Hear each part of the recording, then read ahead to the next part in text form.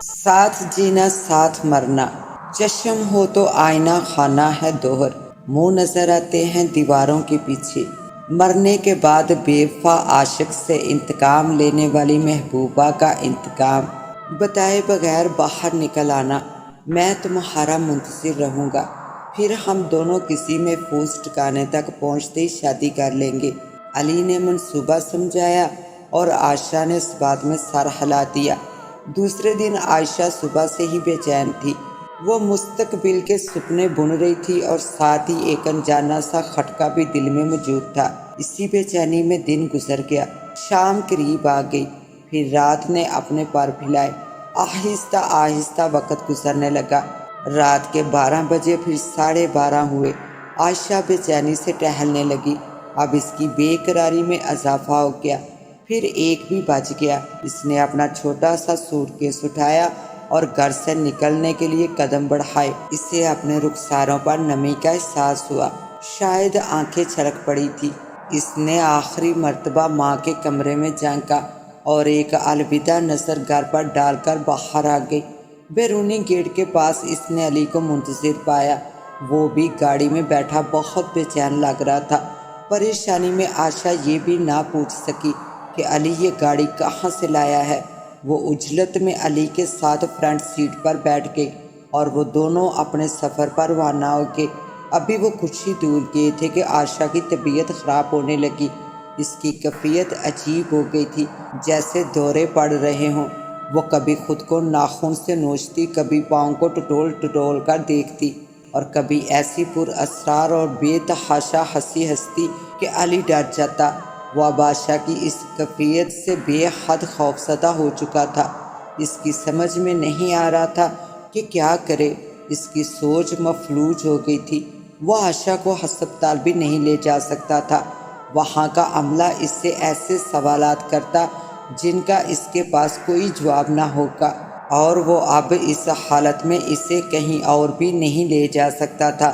عائشہ بے قابو ہوتی جا رہی تھی۔ علی نے جلدی سے گاڑی کی ڈکی میں سے پانی نکالا اور عائشہ کو پلانا چاہا۔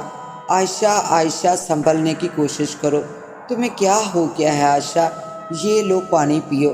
مگر عائشہ تو اپنے حواسوں میں ہی نہ تھی۔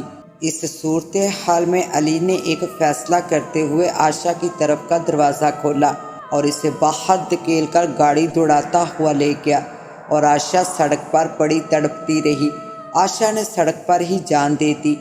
جانے کب تک عائشہ کی لاش سڑک پر پڑی رہتی کہ کچھ خدا ترس لوگوں نے ایدھی سینٹر والوں کو فون کیا اور انہوں نے 3 دن اس کے وارثوں کا انتظار کرنے کے بعد لاش کو لاوارث قرار دے کر دفنا دیا۔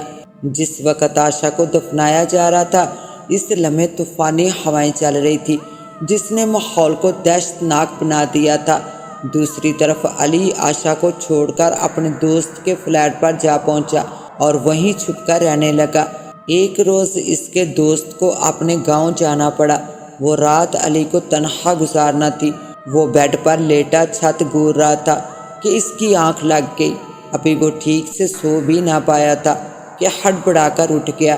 اسے لگا کہ کسی نے آواز دی ہے۔ وہ ارد گرد دیکھنے لگا، مگر وہاں کوئی نہ تھا۔ اس آواز میں بہت درد اور کرب تھا، اور بالکل ویسی ہی آواز تھی جیسی عائشہ نے علی کو مرتے وقت دی تھی۔ اس کے ساتھ ہی علی کی آنکھوں میں وہ منظر چلنے لگا اور اس دردناک رات کی یاد اسے ستانے لگی جب عائشہ کو تڑپتا چھوڑ کر وہ بھاگ آیا تھا۔ اگلی رات پھر اسے اکیلے ہی گزارنا تھی۔ وہ بہت خوفزدہ ہو چکا تھا۔ اس رات کو اسے پھر وہی آواز سنائی تھی۔ اس بار آواز بہت اونچی تھی۔ علی نے اپنے کمرے کی کھڑکی کی طرف نگاہ دوڑائی تو اسے وہاں ایک ہیولا نظر آیا۔ اس نے چور ڈاکو کے گمان میں اس ہیولے کا پیچھا کیا جو فلیٹ کے پچھلی جانب بڑھ رہا تھا۔ پھر ایک دیوار کے پاس پہنچ کر وہ ہیولا رک گیا۔ علی دیوار کی اوٹ میں ہو گیا۔ اچانک اس ہیولے میں حرکت ہوئی اور اس نے اس دیوار کا رخ کیا جہاں علی چھپا تھا۔ اس وقت علی کا اوپر کا سانس اوپر اور نیچے کا نیچے رہ گیا جب اس نے دیکھا کہ یہ ہیولا نہیں بلکہ جیتی جاگتی عائشہ تھی۔ خوفزدہ کیوں ہو علی؟ عائشہ نے نہایت نفرت آمیز لہجے میں کہا، تم یہ یہاں کیسے؟ علی نے ڈرتے ڈرتے کہا، بالکل اسی طرح جس طرح تم ابھی تک اس دنیا میں موجود ہو۔ تم نے یہ سوچ بھی کیسے لیا کہ تم زندہ بچ جاؤ گے؟ میں نے کہا تھا نا کہ ہمارا جینا مرنا اب ساتھ ہے۔ تمہاری بے وفائی کی وجہ سے میں اب تک دنیا میں بھٹک رہی ہوں، تمہیں اپنے ساتھ لے جانے آئی ہوں۔ آؤ میرے ساتھ آؤ، آؤ جلدی کرو، تمہیں میرے ساتھ آنا ہوگا۔ یہ کہہ کر عائشہ نے علی کی طرف بڑھنا شروع کر دیا۔ رک جاؤ رک جاؤ، علی نے ہکلاتے ہوئے بامشکل کہا۔ عائشہ مسلسل اس کی جانب بڑھتی رہی۔ یہ دیکھ کر علی نے فلیٹ کی کھڑکی سے چھلانگ لگا دی۔ چوتھی منزل سے گرتے ہی اس نے اس طرح تڑپ تڑپ کر جان دے دی جس طرح عائشہ نے دی تھی، اور یوں عائشہ کا انتقام پورا ہو گیا اور اس کی روح کو قرار مل گیا، اور اس کا کیا ہوا وعدہ بھی پورا ہو گیا کہ جینا بھی ساتھ اور مرنا بھی ساتھ۔